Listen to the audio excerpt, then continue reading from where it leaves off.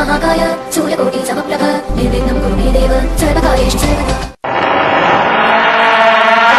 जब रात होती है तो हम एक दिया जला लेते हैं और उसकी रोशनी में खुद को महफूज समझते हैं, मगर उस रोशनी के परे जो अंधेरा है वो अपने अंदर बहुत सारी कहानियां समेटे हुए है और इन्हीं कहानियों को आप तक लेकर आता है रात के अंधेरे में।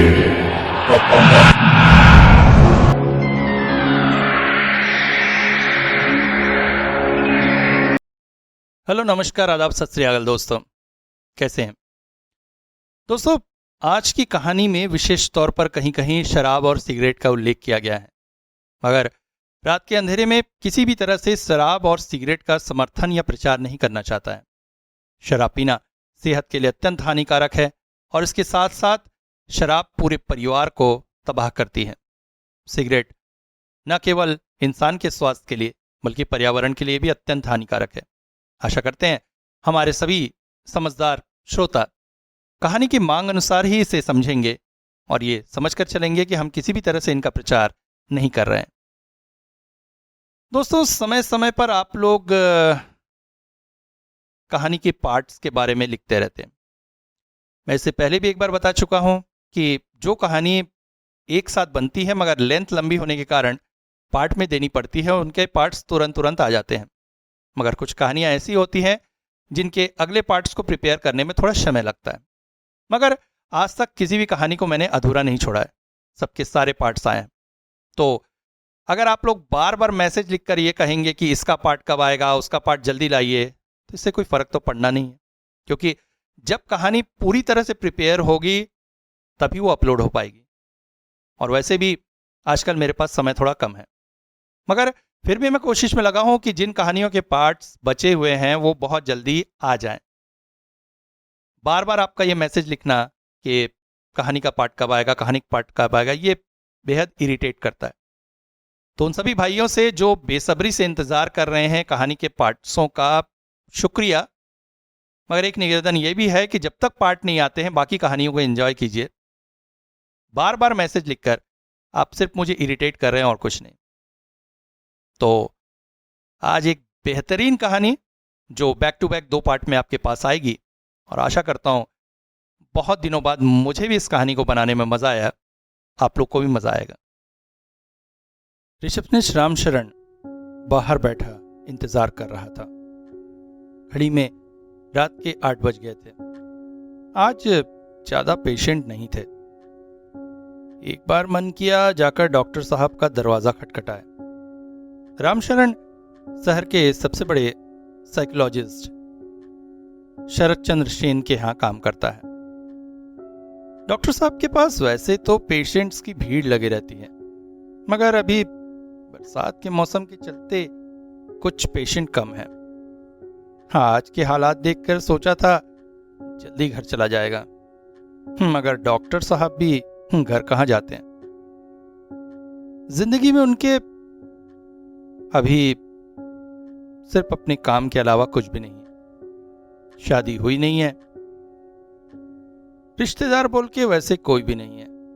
माता पिता का देहांत बचपन में ही हो गया था। एक बाल विधवा बुआ थी जिसने उन्हें अपने बेटे की तरह पाल पोस कर बड़ा किया था। उसका भी पिछले 2 महीने पहले ही देहांत हो गया। अब डॉक्टर साहब बिल्कुल अकेले ही हैं, इसलिए घर और दफ्तर दोनों ही उनके लिए एक जैसा ही है। पेशेंट निपटाने के बाद आराम से बैठकर शराब पीते हैं और उसके बाद ही घर जाते हैं। डॉक्टर साहब के लिए तो रुकने का रीजन था, मगर रामशरण खैर 9 बजे तो वैसे भी डिस्पेंसरी बंद करनी ही है, थोड़ा देर वो इंतजार कर लेगा। दूसरी तरफ चेंबर में बैठे डॉक्टर सेन शराब के ग्लास का घूंट लेते हुए मन ही मन सोच रहे थे, इतने बड़े डॉक्टर होने का क्या फायदा अगर अपनी बुआ को ही वो बचा ना सके। बेचारी ने जिंदगी भर उनके लिए बहुत तकलीफ की और मरते समय खुद बेहद तकलीफ से गई। गले का कैंसर हो गया था उन्हें। डॉक्टर ने बेहद कोशिश की उन्हें बचाने की, मगर शहर के सबसे बड़े बड़े डॉक्टरों से इतने अच्छे संबंध होने के पश्चात भी अपनी बुआ को बचा ना सके। बुआ के अंतिम समय में उन्हें बचाना जैसे डॉक्टर के लिए एक जुनून सा हो गया था और इसके चलते शायद उन्होंने बुआ के साथ बहुत ज्यादा सख्ती कर दी थी। हर तरह का इलाज, हर तरह का दवाइयां, सब कुछ प्रयोग करके देखा, मगर कभी ये नहीं सोचा कि इन सब के चलते बुआ को कितनी तकलीफों से गुजरना पड़ रहा है। काश उसी समय वो समझ गए होते कि बुआ का बच पाना मुश्किल है, तो उन्हें इतनी तरह की दवाइयों और थेरेपीज की बजाय घर पे रखकर उनकी सेवा की होती। पता नहीं क्यों विज्ञान भगवान के सामने असहाय हो जाता है।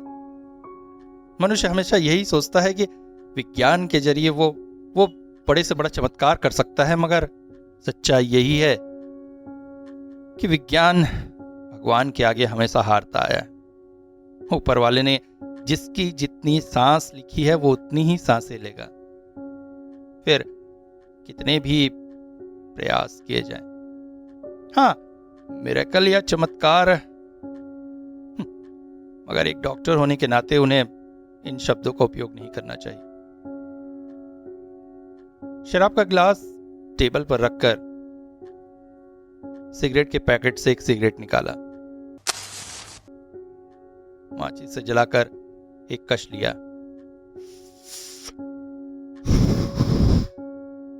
सिगरेट के पैकेट पर लिखी चेतावनी, सिगरेट पीना कैंसर का कारण बन सकता है। मुस्कुरा उठे उसे देखकर। मन को सांत्वना देने का एक माध्यम है ये सारी चेतावनी। बुआ कौन सा सिगरेट पीती थी? अरे बाल विधवा थी बेचारी, न तो मांस मछली खाया कभी, न ही सौंफ सुपारी तक चबाती थी, मगर फिर भी गले के कैंसर से उनकी डेथ हुई।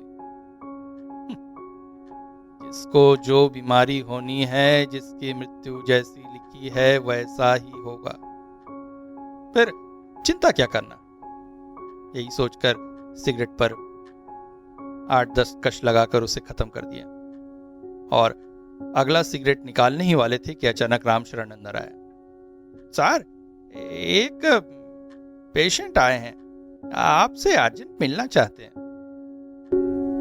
अरे रामशरण, आज मूड नहीं और पेशेंट देखने का, कल आने को। एक्चुअली पेशेंट नहीं है सर, पेशेंट के फादर हैं, बहुत परेशान है सर। अगर ठीक है, ये जरा बोतल सीधा रखो, थोड़ा साफ सफाई कर दो, फिर उन्हें अंदर भेजो। थोड़ी देर में एक व्यक्ति कमरे के अंदर आए। पैजामा कुर्ता पहने हुए व्यक्ति को देखकर थोड़ा सा आश्चर्य लगा डॉक्टर को। सच में ही व्यक्ति बहुत परेशान है। उखरे बाल, कपड़े भी उतने साफ नहीं, लगता है बहुत जल्दबाजी में उनके पास आ गया है। आइए, बैठिए, बताइए। इसलिए मैं डॉक्टर साहब, मैं शशिकांत यादव, इस शहर में मैं काफी प्रतिष्ठित व्यक्ति हूँ। मेरी कुछ तेल की मिलें हैं और दाल की मिलें हैं, वैसे पुश्तैनी काम ही है हमारा। डॉक्टर आश्चर्यचकित थे। अरे भाई, मैं तुम्हारे बारे में जानने नहीं, पेशेंट के बारे में जानने चाह रहा हूँ। मन ही मन वो बोले, मगर प्रत्यक्ष कुछ भी ना बोल सके। हाँ, एक तरह से कहिए बड़ा संपन्न परिवार है हमारा। मैं वैसे ज्यादा पढ़ा लिखा तो नहीं हूँ सर, मगर मैं काम चलाने लायक पढ़ाई लिखाई मैंने कर ली है। मैं कुछ जरा ज्यादा ही बोल जाता हूँ। हाँ, जो मैं कहना चाह रहा था, मेरी बेटी है सोनालिका, है बहुत प्यारी बेटी मेरी। पिछले दिनों फ्रेंड्स के साथ अमरकंटक घूमने गई थी। वहाँ 2 दिन का उनका ट्रिप था। पहले दिन घूमने के बाद रात में अचानक उसे तेज बुखार आ गया, तो उनके फ्रेंड जो हैं वहाँ से लौट आए। यहाँ आने के बाद मैंने उसे डॉक्टर को दिखाया। डॉक्टर ने कहा नॉर्मल फ्लू वगैरह हो सकता है। उसे दवाइयाँ दी। दवाई देने से बुखार उतर गया था। धीरे धीरे वो ठीक होने लगी थी कि अचानक कैसे बताऊं आपको, अचानक उसमें बड़ी अजीब बात दिखने लगी। बुखार तो गया नहीं, डॉक्टर ने कुछ टेस्ट कराया था, ये रिपोर्ट है, और अजीब अजीब सी हरकतें कर रही है। लड़के की आवाज में बात करती है और एक एक शब्द बार बार दोहराती है, गादुरमा गादुरमा, बार बार यही शब्द बोलती रहती है। ओ, डॉक्टर ने उसकी रिपोर्ट देखी। रिपोर्ट सामान्य ही थी, मगर WC सेल्स असामान्य रूप से कम थे। मगर इसमें कोई आश्चर्य वाली बात नहीं थी। दवाइयां देने से इसे लेवल बढ़ाकर सामान्य किया जा सकता है। हाँ, लड़की जिस तरह से लड़के की आवाज में बात कर रही है, यहाँ पर कुछ असामान्यता अवश्य है। आप मेरे पास कैसे आए? असली में हमारे फैमिली डॉक्टर शंकर आचार्य है, उन्होंने ही आपके बारे में सजेस्ट किया था। ठीक है, एक बार पेशेंट को आप कल ले आइए, एग्जामिन करके फिर मैं देखता हूँ। उसके साथ इस बीच कोई ट्रेजेडी वगैरह हुई है क्या? ट्रेजेडी मतलब सर? मतलब बॉयफ्रेंड से ब्रेकअप, ऐसा कुछ? नहीं नहीं सर, मेरी बेटी आजकल के बच्चों की तरह नहीं है, बहुत सीधी सादी है, अपनी सहेलियों के साथ ही रहती है, बॉयफ्रेंड उसका नहीं है। केस तो सिजोफ्रेनिया का ही लग रहा है। डुअल पर्सनालिटी भी हो सकती है, मगर अचानक इस तरह से। ठीक है, पेशेंट आप ले आइए, उसे देखने के बाद ही मैं किसी नतीजे पर पहुंचूंगा। आदमी थोड़ा सा असामान्य सा हो गया। एक बात कहना था डॉक्टर साहब, आप अगर मेरे घर आ जाते तो बहुत अच्छा होता।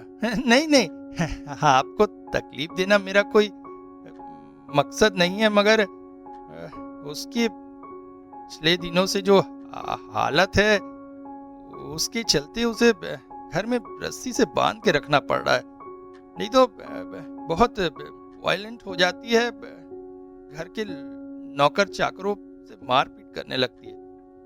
ओह, वेरी स्ट्रेंज। ठीक है, मैं कल शाम को आपके पास आता हूं। कहकर डॉक्टर अपने घर आ गए, मगर असामान्य रूप से पता नहीं क्यों पेशेंट के बारे में ही वो रास्ते भर सोचते रहे। अजीब केस है। अचानक WC सेल्स का इस तरह घट जाना और मानसिक विभ्रांति का किसी में दिखाई देना इतनी तेजी से हो सकना, तो रात को खाने के पश्चात भी डॉक्टर इंटरनेट लेकर ही बैठे थे। पता नहीं क्यों कि इसमें उन्हें एक अजीब सी दिलचस्पी बढ़ती जा रही थी। नेट पर कई भाषाओं में शब्द को सर्च किया, गादुरमा, मगर Russian, French, Spanish, German, Hebrew, Roman, कहीं भी इस तरह की भाषा या उसका रूपांतरण उन्हें नहीं मिला। इसके पश्चात अपने कुछ और साइकेट्रिस्ट डॉक्टरों और कुछ भाषाविद डॉक्टरों के पास व्हाट्सएप पर मैसेज भेजा, शब्द का अर्थ हिंदी में डिकोड करने के लिए। अगली सुबह डॉक्टर हॉस्पिटल गए। हॉस्पिटल में वो हर रोज 9 से 2 बैठते हैं। पेशेंट की काफी भरमार होती है। यहीं पर उनके बहुत ज्यादा रोगग्रस्त पेशेंट को रखवाया जाता है।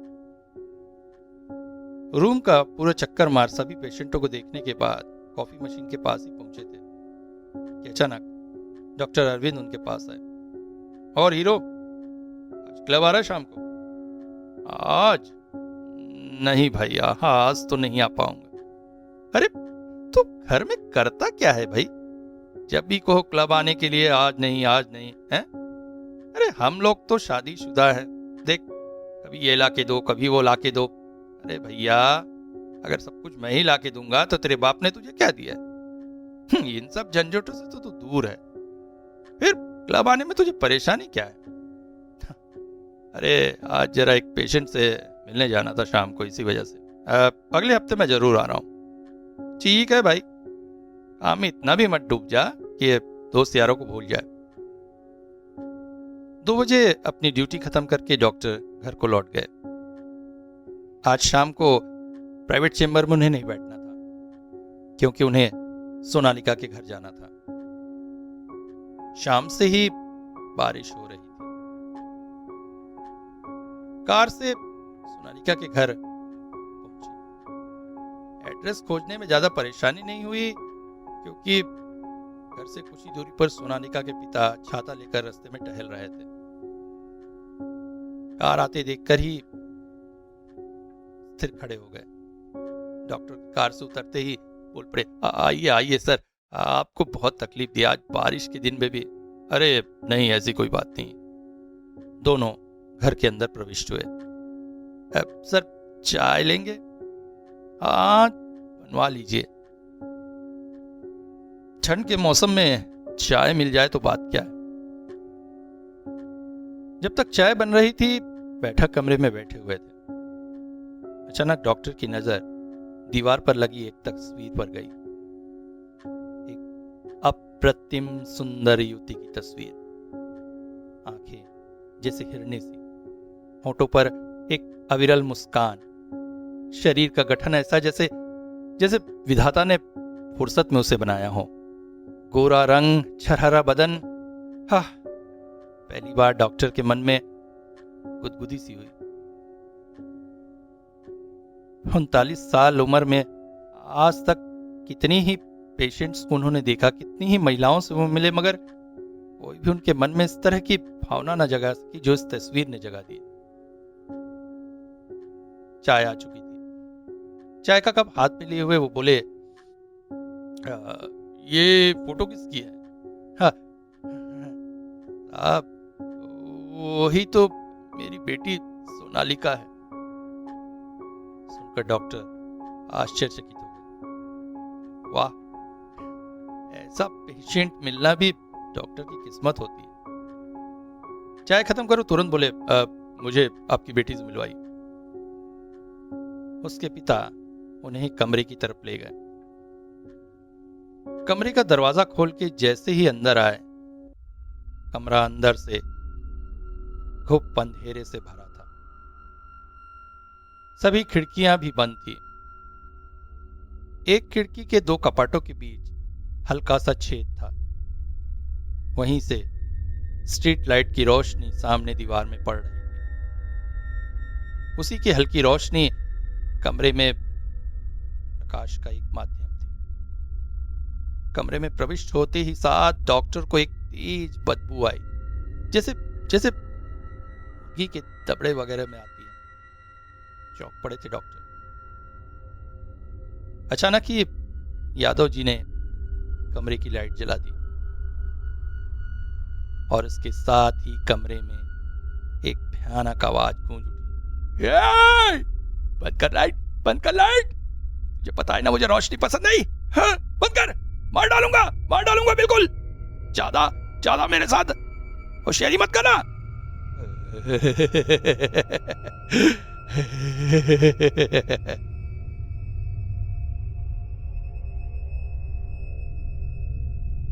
गदुरमा, गदुरमा, गदुरमा।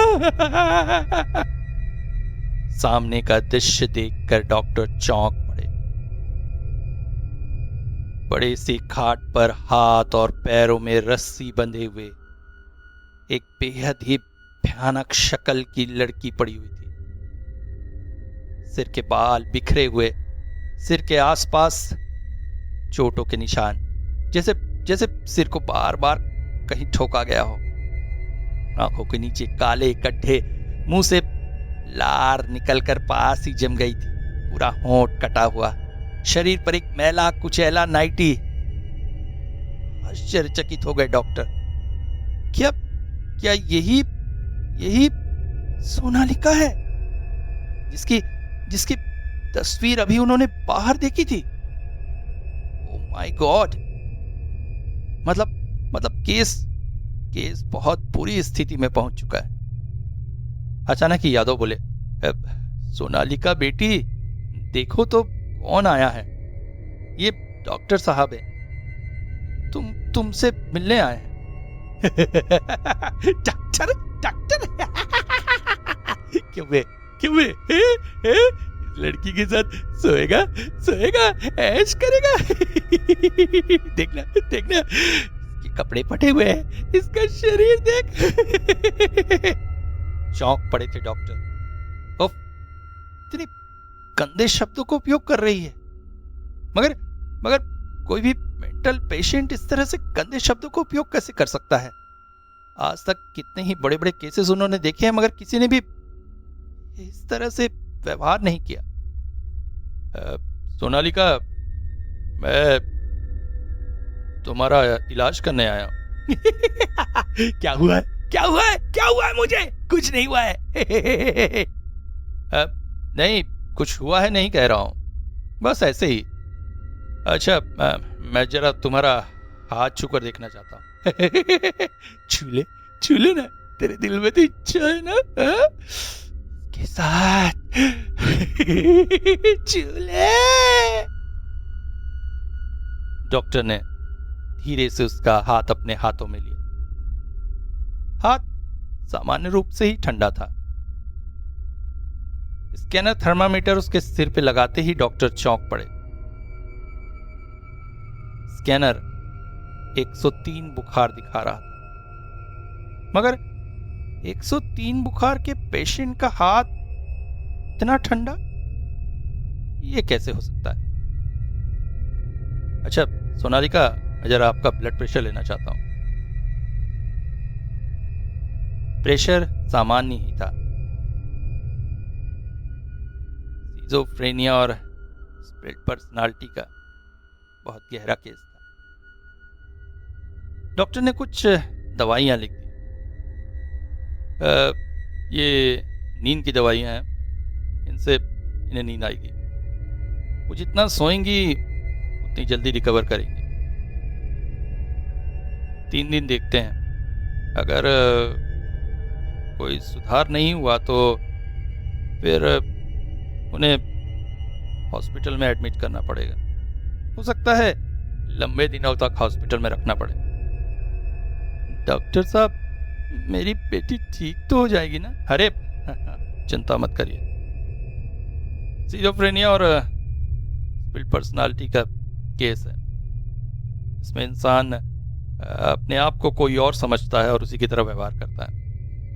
प्रॉपर दवाइयां पड़ेंगी तो बहुत जल्दी ठीक हो जाएंगी, कहकर डॉक्टर घर चले आए। मगर घर आकर भी रह रहकर उन्हें सोनालिका की ही याद आ रही। उसकी वो तस्वीर जैसे उनके दिल में समा गई थी।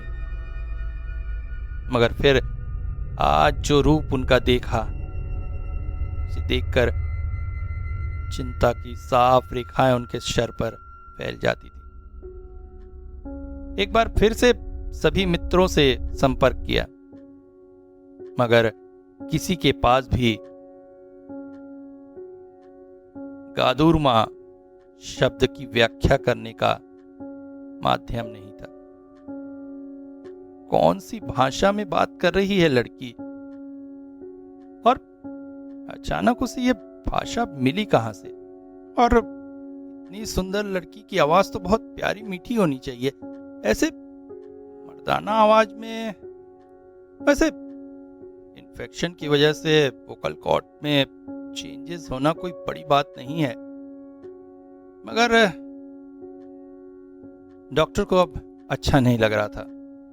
वो सो गए, मगर नींद में ही उन्होंने एक बेहद डरावना सपना देखा। सपने में उन्होंने अपने आप को एक मुर्दा घर में खड़े देखा, जहां आसपास बहुत सारी लाशें थी और उनके ठीक सामने उनकी बुआ की लाश थी। वो लाश अचानक उनके सामने उठ बैठी और बोली, बेटा बेटा मुझे बचा ले, बेटा मुझे बचा ले, वो लोग मुझे बहुत सता रहे हैं, बहुत सता रहे हैं बेटा। कौन बुआ? कौन तुम्हें सता रहा है? ये लोग। अचानक डॉक्टर ने आसपास देखा, वहां पड़े सभी मुर्दे जाग उठे थे और धीरे धीरे उनकी ओर ही बढ़ रहे थे। उनके सड़े गले शरीरों को लेकर वो धीरे धीरे डॉक्टर की तरफ बढ़ रहे हैं। अब डॉक्टर के बहुत करीब आ चुके हैं। उनके ठंडे शरीरों का स्पर्श वो अनुभव कर पा रहे हैं। अचानक डॉक्टर वहां से बाहर की तरफ दौड़ देते हैं। पीछे से बुआ की आवाज आ रही है, बेटा मुझे बचा, बेटा बेटा। अचानक डॉक्टर की नींद टूट गई। हाँ, ओफ, इतना भयानक सपना था। उनके सबकॉन्शियस माइंड में शायद किसी तरह का कोई डिस्टरबेंस आ गया है, वरना ऐसा सपना उन्हें कैसे आ सकता है। उन्होंने पास ही रखी इलेक्ट्रॉनिक घड़ी की तरफ देखा, 6:15। ओहो, आज देर हो गई। तुरंत ही वो फ्रेश होकर टहलने के लिए निकल पड़े। सवेरे टहलने जाने का उनका नियम अटूट है। किसी भी हाल में कुछ भी हो जाए, टहलने का यह नियम वो कभी नहीं तोड़ते हैं। जाने में देरी हुई थी तो आने में देरी हो गई। जल्दी तैयार होके हॉस्पिटल जाना था। घर में खाना पकाने वाली मौसी अचानक उनके पास आकर बोली, साहब नाश्ता बना दूं क्या? नाश्ता वो हर सुबह खुद ही बनाते हैं। वो बोले, कैसी बात कर रही हो मौसी, नाश्ता तुम बनाती हो क्या? नहीं, आज आपको जरा देर हो गई ना। वही तो। एक काम करो, खाना ही बना दो, खाना खाकर निकल जाऊंगा, नहीं तो हॉस्पिटल पहुंचने में लेट हो जाऊंगा। आज दिन भर हॉस्पिटल में भी डॉक्टर का पेशेंट्स में उतना मन नहीं लग रहा था। रह रहकर सोनालिका की याद आती थी। डॉक्टर उसे सच में प्यार कर बैठे थे।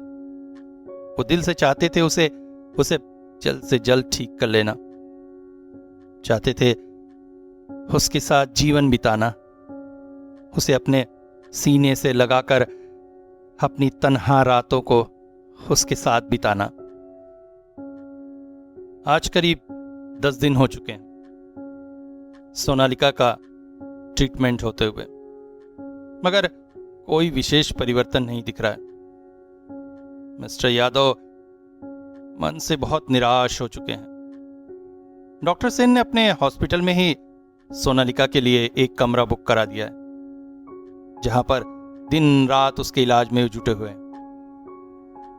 मगर पिछली रात वहां पर एक बेहद भयानक घटना घटी सोनालिका के कमरे में, और तब से night guard, ward boy, nurse, आया कोई भी उसके कमरे में रात को जाने को तैयार नहीं हो रहा है। डॉक्टर सेन हर रात को प्राइवेट चेम्बर से घर लौटने से पहले एक बार सोनालिका के कमरे में जाते हैं। दिन भर क्या मेडिसिन चला, क्या रिकवरी हुई, नर्स वगैरह से जानकारी लेकर फिर ही घर जाते हैं। उस दिन शुक्रवार का दिन था। इसी तरह घर जाने से पहले वो सोनालिका के कमरे में गए थे। कमरे में जाते ही वो चौंक पड़े थे। सोनालिका कमरे में नहीं थी। पूरा हॉस्पिटल छान मारा गया और अंत में हॉस्पिटल के स्टोर रूम में दवाइयों के बक्से के कोने में अपने घुटनों पर सर छुपाए हुए रोते हुए मिली सोनालिका। एक वार्ड बॉय जाकर उसके हाथ पकड़कर उसे उठाने की कोशिश करता है, मगर अगले ही पल डर कर वो पीछे आ गया है। उसके चेहरे के हाव भाव देखने से समझ में आ रहे हैं वो बेहद डरा हुआ है। डॉक्टर आगे बढ़कर नाम पुकारते हैं, सोनालिका। अचानक सोनालिका ने अपना चेहरा ऊपर उठाया। उसे देखते ही साथ डॉक्टर 2 कदम पीछे हट गए। सोनालिका के पूरे चेहरे में लगा हुआ है खून, दांतों पर लगा हुआ है ताजा टपकता खून और उसके हाथों में है एक बहुत बड़ा सा घाव। उसने खुद ही अपने हाथों को चाप कर वहां से बहुत सारा मांस निकाल कर खा लिया है। गनीमत है और थोड़ी गहराई तक नहीं गई, वरना वेंस कट जाने की वजह से उसकी उसी जगह मौत हो सकती थी। डॉक्टर सेन ने तुरंत ही नर्स को डायजिमा में इंजेक्शन लाने के लिए कहा और वार्ड बॉयज को उसके हाथों को कसकर पकड़ने के लिए कहा। बहुत ही भयानक स्थिति थी। थोड़े से के लिए बच गई, वरना वो खुद ही आत्महत्या करने चली थी। इंजेक्शन देते हुए डॉक्टर ने पहली बार सोनालिका की अपनी आवाज सुनी। जब से वो उसके घर गए हैं और उसे हॉस्पिटल लेके आए हैं, तब से हमेशा पुरुष की आवाज में ही उसने बात किया है। आज पहली बार उसकी ओरिजिनल आवाज उन्होंने सुनी। कितनी प्यारी, कितनी मीठी। ऐसी ही तो आवाज होनी चाहिए ऐसी सुंदर लड़की की। ऐसा लगा जैसे बहुत दूर से उसकी आवाज आ रही है। वो कह रही है, डॉक्टर साहब मुझे बचाइए डॉक्टर साहब। वो मुझे मार डालेगा। कौन मार डालेगा तुम्हें? कुछ कहने जा ही रहती सोनालिका के तेज नींद के इंजेक्शन के प्रभाव से उसे नींद आ गई। उसी बेहोशी के हाथ में उसके हाथ की ड्रेसिंग करके डॉक्टर लगभग उसे अपनी गोद में उठाकर ही उसके कमरे तक ले जाकर बेड पर लेटाए। इसके बाद जैसे ही वो मुड़ने ही वाले थे कि अचानक हॉस्पिटल की लाइट चली गई। डॉक्टर ने तुरंत ही जेब से लाइटर निकालकर जैसे ही जलाया, चौंक पड़े थे वो। डॉक्टर के बिल्कुल चेहरे के सामने सोनालिका खड़ी थी। मुंह से एक अजीब सी हिस हिस की आवाज के साथ उसका भयानक खून से सना चेहरा और दांत डॉक्टर को दिखाई दे रहे थे। और अगले ही पल उसने अपने कड़े हाथों से डॉक्टर की गर्दन पकड़ ली। डॉक्टर उसे छुड़ाने में किसी भी तरह से समर्थ नहीं हो पा रहे थे। डॉक्टर गर्दन छुड़ाने में असमर्थ थे। सांस घुटने से धीरे धीरे वो बेहोश होने लगे थे। और उसी हाल में अचानक उस फिर से पुरुष की आवाज में सोनालिका बोल पड़ी, डॉक्टर आजा मजा लूटेगा आना। गादुर माँ। आज भी उस रात को याद करके डॉक्टर सेन कांप उठते हैं। सोनालिका के केस एक अजीबोगरीब केस बनता जा रहा है। स्प्लिट पर्सनालिटी के तहत एक तरफ तो वो अपने अंदर एक अन्य ही पर्सनालिटी को जगाए रखी हुई है और दूसरी तरफ खुद ये मानती है कि वो पर्सनालिटी उसे धीरे धीरे मार देगी।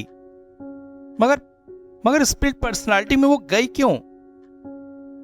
उस दिन घूमने जाने से पहले तक सोनालिका एक खुशमिजाज लड़की थी। हंसी मजाक, गाना, सिनेमा, दोस्तों के साथ हुल्लड़ करना, यही सब उसकी जिंदगी थी। दुख क्या है वो तो जानती ही नहीं थी। अरे वो तो ऐसी लड़की थी जो किसी रोते हुए इंसान को भी हंसने पर मजबूर कर देती थी। और तभी डॉक्टर के मन में पहली बार भावना आई, चाहे जो हो जाए वो सोनालिका को उसकी इस हालत से बाहर निकाल के रहेंगे। अपनी बुआ को ठीक करने के चक्कर में उन्होंने उन्हें बेहद तकलीफ देकर शायद जिंदगी में बहुत जल्दी खो दिया था। मगर कुछ भी हो जाए वो सोनालिका को किसी भी तरह से खोएंगे नहीं। तभी डॉक्टर सेन को याद आया, डॉक्टर शिवशंकर दत्त। पिछले साल एक कॉन्फ्रेंस में उनसे मुलाकात हुई थी।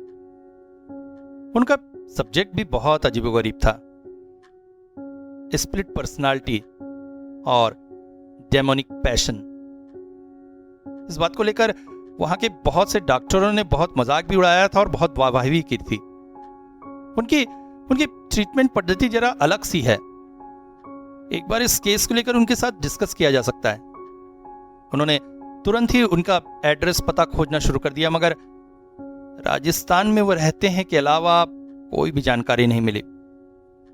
बहुत से डॉक्टरों, बहुत से फ्रेंड्सों से पूछा, मगर हर बार निराशा ही हाथ लग रही थी कि अचानक एक मेडिकल रिप्रेजेंटेटिव फरिश्ते की तरह उनके सामने आया। उनसे डॉक्टर का न केवल पता बल्कि उनका फोन नंबर और सब कुछ उनके पास मिल गया। हॉस्पिटल के सामने थोड़ी सी बारिश में ही पानी जम जाता है और आज तो सवेरे से मूसलाधार बारिश हो रही है, जिसकी वजह से बहुत सारा पानी जमा हुआ है। डॉक्टर सेन आज अपने प्राइवेट क्लिनिक नहीं गए। वो हॉस्पिटल में बैठकर इंतजार कर रहे हैं डॉक्टर दत्त का।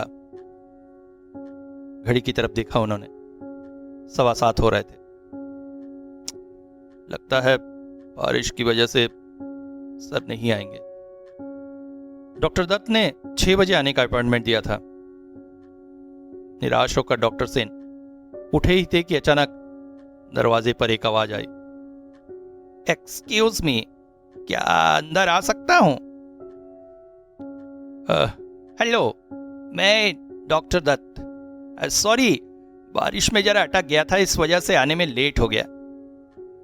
डॉक्टर सेन ने मुस्कुराहट दिखाते हुए इशारों में ही कहा, कोई बात नहीं। सामने की चेयर पर उन्हें बैठने कहकर एक बॉय से कॉफी मंगाई।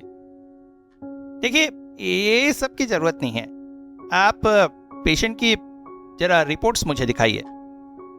डॉक्टर सेन ने सारी रिपोर्ट फाइल उनके सामने रख दी। तभी कॉफी भी आ गई। बड़े ध्यान से सारी रिपोर्ट पलट पलट कर डॉक्टर दत्त देख रहे थे। उसके साथ ही कॉफी के कप में सिप भी लेते जा रहे थे। पूरी रिपोर्ट खत्म करने के पश्चात उनके माथे पर बल पड़ गए। अचानक उन्होंने अपनी जेब में कुछ खोजा, पर उन्हें नहीं मिला। समझकर डॉक्टर सेन ने तुरंत ही सिगरेट का पैकेट उनकी तरफ बढ़ा दिया। एक सिगरेट जलाकर कश लगाते हुए धीरे से बोले,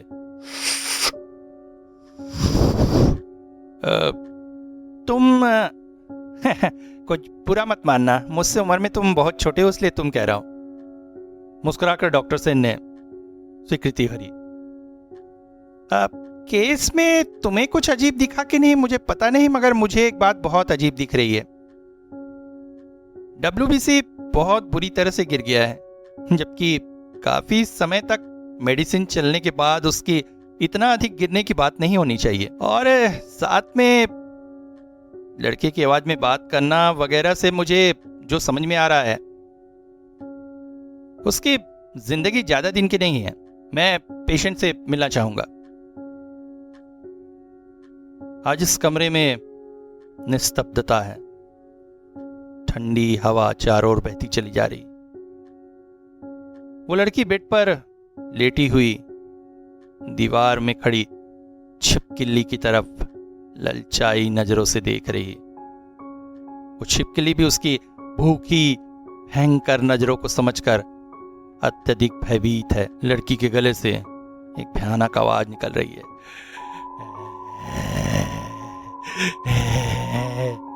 अचानक कमरे में डॉक्टर सेन और दत्ता के प्रवेश करते ही वो बोल पड़ी। अचानक डॉक्टर सेन को देखकर बोला, मुझे बांध के क्यों रखे हो? हैं कुत्ता, एक बार छोड़, फिर देख मैं क्या करता हूं। उसकी बातों को पूरी तरह से इग्नोर करके डॉक्टर सेन बोले, ये डॉक्टर शिवशंकर दत्त हैं, ये तुमसे कुछ बातें करना चाहते हैं। नाम सुनकर जैसे लड़की थोड़ा सा घबरा गई। डॉक्टर दत्त ने कहा, सोनालिका। अच्छा हो या खराब हो, जानकर तू क्या करेगा डोकरा? ऐसा ही जवाब आएगा, डॉक्टर दत्ता ने पहले से सोच रखा था। मुझे छोड़ने दे बोल, वरना इस लड़की को मार दूंगा। कदुरमा, कदुरमा, कदुरमा। इस शब्द का अर्थ क्या है जो तुम कह रही हो? पैशाचिक हंसी हंस पड़ा वो आवाज।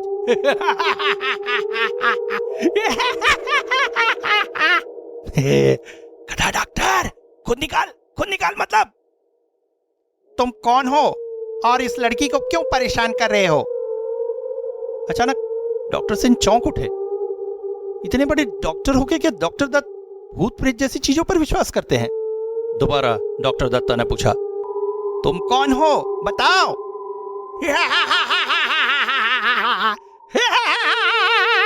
भयानक हंसी से पूरा कमरा गूंजने लगा। आसपास जैसे हल्का हल्का कंपन सा होने लगा। लड़की अचानक कूद कर अपने बिस्तर से किनारे लटक गई और बिस्तर हवा में कुछ दूर तक ऊंचा उठकर एक बार फिर से नीचे गिर पड़ा। डॉक्टर सेन जैसे चौंक उठे थे। अचानक वो आवाज फिर बोल पड़ी, मैं शैतान हूं। गधो गधो। और उसके साथ ही अपने नाखून से वो बिस्तर, तकिया, सब कुछ नखोड़ नखोड़ कर काटने फाड़ने लगी। डॉक्टर सेन ने तुरंत इस सलाइन की बोतल में नींद की इंजेक्शन लगा दिया और वे कमरे से बाहर आ गए।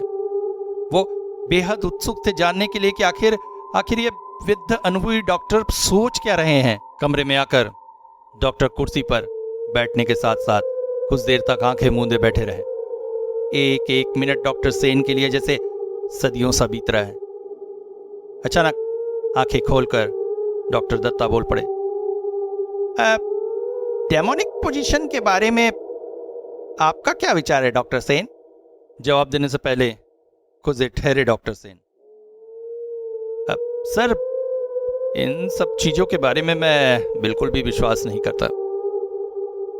अब पुराने जमाने में मानसिक रोगियों के बारे में यही कहा जाता था कि उन्हें भूत ने पकड़ा है, मगर आज हमारे पास split personality, dual personality, schizophrenia जैसे बीमारियों की पूरी तरह से व्याख्या है। जैसे इस लड़की के केस में डिसोसिएटिव आइडेंटिकल डिसऑर्डर, मेरा तो पूरा विश्वास है ये इसी केस के अंतर्गत आता है। सर, मेरा डायग्नोस्टिक कैसा है? अचानक अपनी आंखें खोलकर डॉक्टर से की तरफ देखते हुए डॉक्टर दत्ता बोले, 100% सही।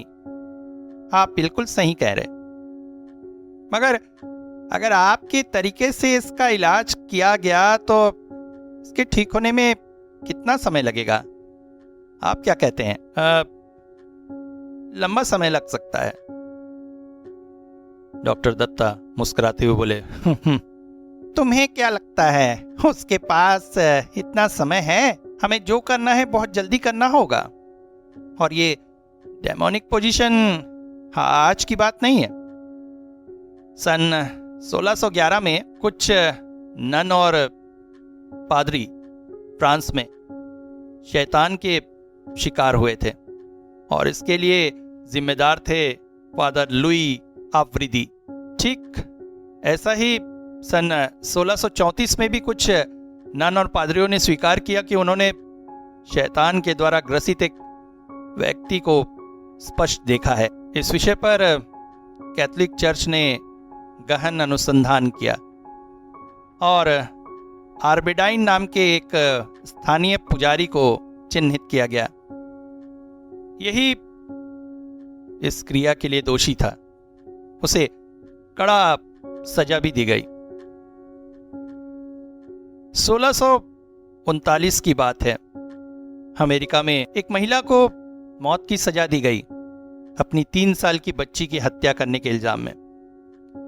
कोर्ट में ट्रायल के दौरान उसने कहा शैतान के निर्देश पर ही उसने ये काम किया था।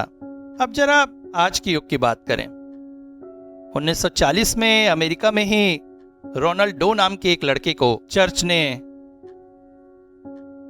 एक्सोर्सिज्म के द्वारा बचाने का प्रयास किया था। उस पर शैतान ने कब्जा कर लिया था।